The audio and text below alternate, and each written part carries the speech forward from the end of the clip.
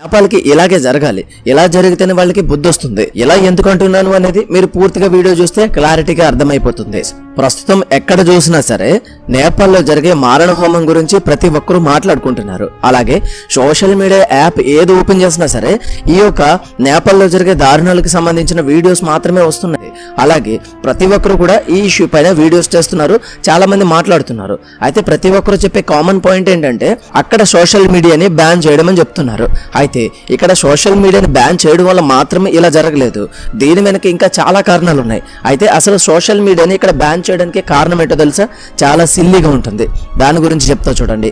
ఇక్కడ ఎవరైతే రాజకీయ నాయకులు ఉన్నారో ఇంక్లూడింగ్ ప్రధానమంత్రితో సహా అందరూ కూడా ఇక్కడ దేశంలో ఉన్నటువంటి డబ్బుని చాలా దారుణంగా దోచేసుకుంటూ జీరో నుంచి స్టార్ట్ అయ్యి వేల కోట్ల ఆస్తిపరులుగా వాళ్ళు మారిపోయారు. ఇవన్నీ కూడా వాళ్ళకి చూపించట్లేదు. కానీ ఎవరైతే వీళ్ళ పుత్రరత్నాలు ఉంటారో వాళ్ళు ఏం చేస్తున్నారు అంటే ఈ యొక్క డబ్బంతా పట్టుకెళ్ళి దుబాయ్ ఇంకా అదర్ కంట్రీస్కి వెళ్ళిపోతూ అక్కడ ఎంజాయ్ చేస్తూ ఆ వీడియోస్ని తీసి సోషల్ మీడియాలో పోస్ట్ చేస్తూ ఉన్నారు. ఇవన్నీ కూడా నేపాల్లో ఉన్నటువంటి ప్రతి ఒక్కరూ చూడడం స్టార్ట్ చేశారు. దానితో వీరందరూ కూడా క్వశ్చన్ చేయడం స్టార్ట్ చేశారు. ఎప్పుడైతే వీళ్ళు క్వశ్చన్ చేయడం స్టార్ట్ చేశారో ఇక ఇలా కుదరదు, వీళ్ళ ఎంజాయ్మెంట్ని మనం ఆపలేం. కానీ ఇక్కడ సోషల్ మీడియాని మొత్తం దేశంలో ఆపేస్తే గొడవ వదిలిపోతుంది అనుకున్న ప్రధానమంత్రి ఏం చేశాడంటే దేశంలో ఉన్నటువంటి సోషల్ మీడియా మొత్తాన్ని బ్యాన్ చేసి పడేశాడు. కేవలం దేనికి అంటే వాళ్ళ యొక్క కుంభకోణాలన్నీ బయటకు వచ్చేస్తున్నాయని ఒకే ఒక్క కారణంతో దేశంలో ఉన్నటువంటి సోషల్ మీడియా మొత్తాన్ని బ్యాన్ చేసి పడేశాడు. చూశారు కదా, ఇంత దారుణంగా నేపాల్లో జరిగింది. ఇవే కాదు, ఇంకా చాలా దారుణాలు జరిగాయి. వీటి వెనకాల ఇంకా చాలా కుంభకోణాలు కూడా ఉన్నాయి. అలాగే ఈ మారణ హోమంలో అతి దారుణాలు కూడా జరిగాయి. వీటన్నిటి గురించి కూడా క్లారిటీగా చెప్తాను. అలాగే అక్కడ ఉన్నటువంటి ప్రజలు అండ్ యూత్ కూడా పోలీసులను అసలు లెక్క చేయడం లేదు, అతి దారుణంగా ట్రీట్ చేస్తున్నారు. అండ్ ఆర్మీకి కూడా వాళ్ళు ఇచ్చే విలువ ఎంత దారుణంగా ఉందో చూస్తే మీరు నిజంగా షాక్ అవుతారు. దయచేసి ఒక 5 minutes కేటాయించి ఈ వీడియోని స్కిప్ చేయకుండా చివరి వరకు చూసే ప్రయత్నం అయితే చేయండి. అప్పుడు మీకు మన దేశం ఎంత బెస్ట్ ఉందో ఒక క్లారిటీ కూడా వస్తుంది. దయచేసి వీడియోని స్కిప్ చేయకుండా చివరి వరకు చూడండి. అసలు నేపాల్లో ఏం జరుగుతుంది, సోషల్ మీడియాను నేపాల్ ప్రభుత్వం ఎందుకు బ్యాన్ చేసింది, సోషల్ మీడియా బ్యాన్ ని అక్కడ యువత ఎందుకు తట్టుకోలేకపోయారు, ఈ నిరసనలకు సోషల్ మీడియా బ్యాన్ ఒక్కటే కారణమా, మరేమైనా కారణాలున్నాయా, అసలు సెప్టెంబర్ 8, 9 తేదీల్లో నేపాల్లో ఏం జరిగింది, నేపాల్ ప్రధాని రాజీనామా చేయాల్సిన అవసరం ఎందుకు వచ్చింది, ఇలా ప్రతి ఒక్క విషయాన్ని స్పష్టంగా ఇప్పుడు చూద్దాం. నేపాల్లో చెలరేగిన ఈ నిరసనలకు హింసలకు సెప్టెంబర్ 4న నేపాల్ ప్రభుత్వం తీసుకున్న ఒకే ఒక్క నిర్ణయం ఆద్యం పోసింది. నేపాల్లో రిజిస్టర్ కాని అన్ని సోషల్ మీడియా ప్లాట్ఫామ్స్ను రిజిస్టర్ అయ్యే వరకు బ్యాన్ చేయాలని Nepal telecommunication authority, Nepal communication and IT ministry నుంచి పబ్లిక్ నోటీస్ జారీ అయింది. సింపుల్గా చెప్పాలంటే నేపాల్లో సోషల్ మీడియా ప్లాట్ఫామ్స్ను బ్యాన్ చేస్తున్నట్టు ప్రకటించారు. Facebook, Instagram, WhatsApp, X, YouTube లాంటి మోస్ట్ పాపులర్ ప్లాట్ఫామ్స్తో పాటు మరొక 22 సోషల్ మీడియా యాప్లను బ్యాన్ చేశారు. నేపాల్ ప్రభుత్వం తీసుకున్న ఈ నిర్ణయం పట్ల నేపాల్లోని యువతలో పెద్ద ఎత్తున వ్యతిరేకత వ్యక్తమైంది.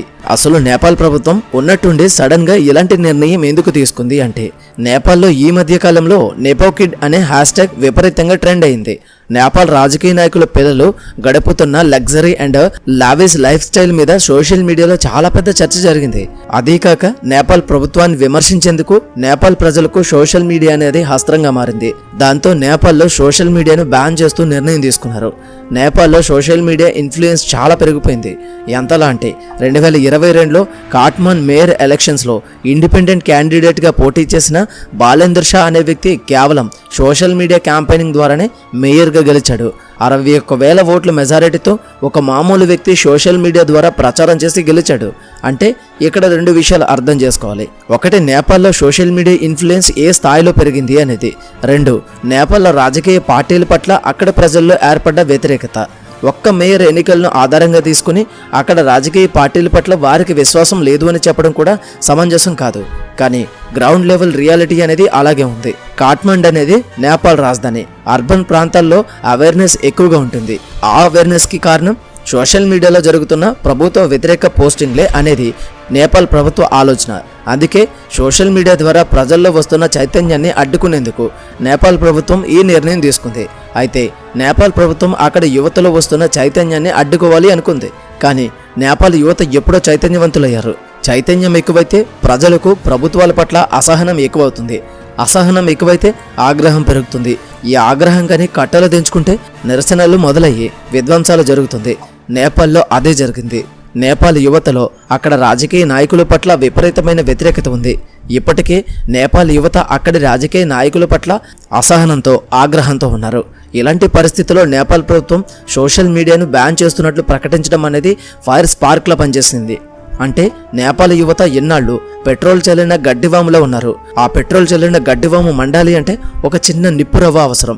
కాబట్టి నేపాల్ ప్రభుత్వం తీసుకున్న నిర్ణయం అనేది ప్రభుత్వ వ్యతిరేక ఉద్యమం మొదలు కావడానికి నిప్పురవ్వలా పనిచేసింది. సెప్టెంబర్ 4న తీసుకున్న ఈ నిర్ణయం మీద నేపాల్ యువత నుంచి తీవ్రమైన వ్యతిరేకత వచ్చింది. ప్రజల భావ ప్రకటన స్వేచ్ఛని ప్రభుత్వం అణిచివేస్తుంది అని ప్రజలు ప్రభుత్వాన్ని విమర్శించడం మొదలైంది. ఆ విమర్శలు కాస్త ఆగ్రహంగా మారి సెప్టెంబర్ 8న నేపాల్ యువత ఆందోళన చేయడం మొదలుపెట్టారు. సెప్టెంబర్ 8న సోమవారం నాడు ఉదయం 9 గంటల సమయంలో కాఠ్మండూలో ఐకానిక్ మండల్ మాన్యుమెంట్ దగ్గర ఉన్న గ్రౌండ్లో వేలాది మంది యువత గుమ్మిగూడారు. ప్రభుత్వానికి వ్యతిరేకంగా స్లోగన్లు చేస్తూ సోషల్ మీడియా బ్యాన్ నిర్ణయాన్ని రద్దు చేయాలని ప్లకార్డులు ప్రదర్శిస్తూ ప్రొటెస్టులు చేయడం మొదలుపెట్టారు. కానీ కొంతసేపటికి ఈ నిరసన ఉద్రిక్తంగా మారింది. నిరసనకారులు అడ్డుగా ఉన్న బారికేట్లను నెట్టుకుని నేపాల్ పార్లమెంటు కాంప్లెక్స్లోనికి వెళ్లేందుకు ప్రయత్నం చేశారు. దాంతో పోలీసులకు నిరసనకారులకు మధ్య ఘర్షణ జరిగింది. ఈ క్రమంలో ఆందోళన మరింత ఉద్రిక్తం కావడంతో పోలీసులు ఫైరింగ్ ఓపెన్ చేశారు. పోలీసుల కాల్పుల్లో 19 మంది నిరసనకారులు మరణించారు. 100 మందికి పైగా నిరసనకారులు గాయాలతో హాస్పిటల్లో చేరారు. జంజీ ప్రొటెస్ట్కి ఎలాంటి ప్రోటోకాల్ సపోర్ట్ లేదు. కానీ హామీ నేపాలి అనే ఎన్జిఓ ఈ ఉద్యమానికి మద్దతుగా ఉంది. దాంతోపాటు కాఠ్మండ్ మేయర్ బలేంద్ర షా నిరసనకారులకు మద్దతుగా ఉన్నారు. కాఠ్మండ్లో ఉన్న ఉద్రిక్త పరిస్థితికి జంజీ ప్రొటెస్ట్ అని మీడియాలో కథనాలు మొదలయ్యాయి. సెప్టెంబర్ 8 మధ్యాహ్నం నాటికి కాఠ్మండ్లో ఉన్న పరిస్థితి గురించి వార్తలు రావడంతో గోరాహి, బట్వాల్, బైరహవా, ప్రోక్తే ఇలా చాలా ప్రాంతాల్లో నిరసనలు మొదలయ్యాయి. చూస్తూ ఉండగానే దేశం తగలబడడం మొదలైంది. చాలా కొద్ది సమయంలోనే పరిస్థితి పూర్తిగా కంట్రోల్ చేయలేనంత దారుణంగా మారిపోయింది. కాఠ్మండూలో కర్ఫ్యూ విధించినా కూడా నిరసనకారులు లెక్క చేయలేదు. సెప్టెంబర్ 8న సాయంత్రం ప్రభుత్వం నుంచి ఒక ప్రకటన వచ్చింది. దేశంలో సోషల్ మీడియా బ్యాన్ చేస్తున్నట్టు తీసుకున్న నిర్ణయాన్ని ప్రభుత్వం వెనక్కి తీసుకుంటుంది అని నేపాల్ ప్రధాని ప్రకటించారు. నిర్ణయం వెనక్కి తీసుకుంటే ఆందోళనలు చల్లారుతాయని ప్రభుత్వం అనుకుంది. కానీ నేపాల్ యువత కేవలం సోషల్ మీడియాను బ్యాన్ చేసినందుకు మాత్రమే నిరసనలు మొదలుపెట్టలేదు. నేపాల్ రాజకీయ నాయకుల మీద ఉన్న వ్యతిరేకత కూడా ఈ నిరసనలకు కారణమే. కాబట్టి నిరసనలు తీవ్ర రూపం దాల్చడంతో యువత వెనక్కి తగ్గేదే లేదు. ప్రభుత్వ వ్యతిరేక నినాదాలతో రాజకీయ నాయకులకు వ్యతిరేకంగా ఆందోళనలు చేస్తూ ప్రభుత్వ ఆస్తుల్ని, రాజకీయ నాయకుల ఇళ్లను ధ్వంసం చేయడం మొదలుపెట్టారు. దాంతో సెప్టెంబర్ 8న నేపాల్ హోమ్ మినిస్టర్ రాజీనామా చేశాడు. అయినా సరే నిరసనలు మాత్రం చల్లారలేదు. ఇక సెప్టెంబర్ 9న కూడా వేలాది మంది యువత స్కూల్, కాలేజ్ యూనిఫామ్లో రోడ్ల మీదకి వచ్చారు. విపరీతమైన హింసను సృష్టించారు. ప్రభుత్వ ఆస్తుల్ని, రాజకీయ నాయకుల ఆస్తుల్ని ధ్వంసం చేయడం స్టార్ట్ చేశారు. కాఠ్మండ్ రోడ్డు మీద ఎక్కడికక్కడ కాలుతున్న టైర్లు, వాహనాలు, ప్రభుత్వ ఆస్తులు కనిపించాయి. రాజకీయ నాయకులకు వ్యతిరేకంగా దేశ యువతలో కట్టలు దించుకున్న ఆగ్రహాన్ని ఆపడం సైన్యం వల్ల కూడా కాలేదు. నేపాల్ ప్రధాని సైన్యంతో చర్చలు జరిపినా చర్చలు ఫలించలేదు. మేరు ప్రధానిగా ఉంటే ఈ నిరసనలు ఆపడం మా వల్ల కాదని సైన్యం చెప్పడంతో నేపాల్ ప్రధాని రాజీనామా చేయక తప్పలేదు. ఇంతేకాదు నేపాల్ మాజీ ప్రధాని జలనాథ్ కలనా ఇంటికి కూడా నిరసనకారులు నిప్పుబెట్టారు. కానీ ఈ దాడిలో ఏకంగా మాజీ ప్రధాని భార్య సజీవంగా మంటల్లో చిక్కుకుని మరణించడం అత్యంత దారుణమైన అంశం. దేశంలో పరిస్థితి అత్యంత దారుణంగా, అత్యంత హింసాత్మకంగా మారడంతో నేపాల్ ప్రెసిడెంట్ రామచంద్ర పౌడేల్ కూడా రాజీనామా చేశారు. నేపాల్లో రాజకీయ నాయకులు, వారి కుటుంబ సభ్యులు అజ్ఞాతానికి వెళ్ళిపోయారు. మంత్రులు ఇళ్లను వదిలేసి కనిపించకుండా పారిపోయారు. నేపాల్ ప్రభుత్వం కేవలం 2 రోజుల్లో కుప్పకూలిపోయింది. సెప్టెంబర్ 9న సాయంత్రం నేపాల్ ప్రధాని కేపీ శర్మ ఓలీ మిలిటరీ హెలికాప్టర్లో దేశం విడిచి దుబాయ్కి పారిపోయాడు. ఇలా నేపాల్ పూర్తిగా రావణ కాష్టంగా మారిపోయింది.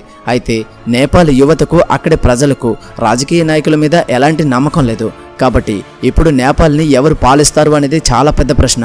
నేపాల్లో అధికారం కోసం నేపాల్ రాజు కుటుంబం ఎప్పటి నుంచో ఎదురు చూస్తుంది. 2008 వరకు నేపాల్ని షా రాజవంశం పాలించింది. 2008లో నేపాల్లో రాచరికం అంతమైన తర్వాత కూడా షా రాజు కుటుంబం నేపాల్లోనే సాధారణ పౌరులుగా జీవిస్తున్నారు. కాబట్టి ఇప్పుడు ఈ పరిస్థితుల్ని రాజవంశం ఉపయోగించుకునే అవకాశం ఉన్నట్టు వార్తలు వస్తున్నాయి. సెప్టెంబర్ 9న రాత్రి నేపాల్ సైన్యం నుంచి ఒక స్టేట్మెంట్ రిలీజ్ అయింది. సెప్టెంబర్ 9న రాత్రి 10 గంటల నుంచి నేపాల్లో పరిస్థితిని ఆర్మీ కంట్రోల్ చేయబోతుందని ఎవరైనా నిరసనలు తెలిపితే ఆర్మీ యాక్షన్ తీసుకుంటుంది అని స్టేట్మెంట్లో ఉంది. కాబట్టి ముందు ముందు నేపాల్లో సరికొత్త రాజకీయ నాయకులు పుట్టుకొస్తారా, లేదా సైన్యమే పాలిస్తుందా, లేదా నేపాల్ మళ్ళీ రాజవంశం చేతికి వెళ్తుందా అన్న విషయాలు ముందు ముందు తెలుస్తాయి. కానీ ఏది ఏమైనా ప్రజాగ్రహం కట్టలు దించుకుంటే ఎంత గొప్పవాడికైనా, ఎంత పెద్ద వ్యవస్థ అయినా కుప్పకూలిపోవాల్సిందేనే నేపాల్ యువత నిరూపించారు. అలానే నేపాల్లో ఆర్మీకి తప్ప ఒక పోలీస్కి కానీ, ఒక రాజకీయ నాయకుడికి కానీ ఎవరు విలువనివ్వలేదు. ఎందుకంటే దేశంలో అన్యాయంగా ప్రజల సొమ్ము దోచేస్తూ వీళ్ళు బలిసిపోతున్నారు. కానీ ఆర్మీ వాళ్ళు దేశం కోసం వాళ్ళ ప్రాణాలను సైతం అడ్డు పెడతారు కనుక వాళ్ళు కేవలం ఆర్మీకి మాత్రమే విలువనిచ్చారు. కానీ అందరూ కలిసి దేశం యొక్క పేరు పోయే విధంగా చేసుకున్నారు, మరియు దేశంలో ఉండే ఆస్తుల్ని సర్వనాశనం చేసుకున్నారు. ఈ విధంగా చేయడం అనేది అసలు కరెక్ట్ కాదు అని నేను చెప్తాను. మరి మీరేమనుకుంటున్నారో కామెంట్లో తప్పకుండా తెలియచేయండి. అలాగే ఈ వీడియోకి ఇంతే. ఈ వీడియో కనుక మీకు నచ్చినట్లయితే తప్పకుండా లైక్ చేయండి. అలాగే మరిన్ని మంచి వీడియోస్ కోసం ఛానల్ని సబ్స్క్రైబ్ చేసుకుని పక్కన ఉన్న బెల్ ఐకాన్ ఆల్లో పెట్టుకోవడం మర్చిపోవద్దు. మళ్ళీ మరొక మంచి వీడియోతో కలుద్దాం. Until then thank you, bye, జై.